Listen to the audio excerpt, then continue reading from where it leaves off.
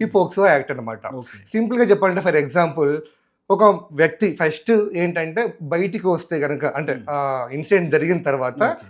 దాన్ని రివీల్ చేస్తే లేదా రిపోర్ట్ చేస్తే ఎందుకు భయపడతారు వాళ్ళు అంటే ముందు మీడియాలో వస్తుంది అని చెప్పేసి, పేపర్లో 10 వస్తుంది, మందికి తెలుస్తుంది అని చెప్పేసి. సో ఈ విషయాన్ని కూడా ఈ చట్టం అడ్రస్ చేయడం జరిగింది. Okay. అంటే మీడియాకు రిస్ట్రిక్షన్స్ అనేది ఈ చట్టం ఇవ్వడం జరిగింది. Okay. అంటే ఒక విక్టిమ్ బాధితుల యొక్క పేరు రివీల్ చేయకూడదు, ఓకే. ఆమె ఐడెంటిటీ రివీల్ చేయకూడదు, అడ్రస్ రివీల్ చేయకూడదు, పేరెంట్స్ యొక్క పేరు రివీల్ చేయకూడదు.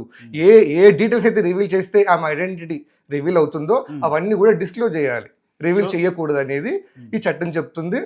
ఇన్ కేసు మీడియా కూడా రివీల్ చేస్తే వాళ్ళకు కూడా పనిష్మెంట్ ఉంది. Okay. 6 months to 1 year punishment అనేది వాళ్ళకు కూడా ఇవ్వడం జరిగింది అనమాట. సార్ అసలు ఈ యాక్ట్ అనేటువంటిది, ఈ పోక్సో యాక్ట్ అనేటువంటిది ఏ వయసు నుంచి ఏ వయసు వారి వరకు వర్తిస్తుంది అనేటువంటిది కూడా కొంతమందికి, చాలామందికి తెలియదు, తెలుసుకోలేనటువంటి ప్రయత్నం చేస్తున్నారు. సో ఏ వయసు నుంచి ఏ వయసు వారికి వర్తిస్తుంది?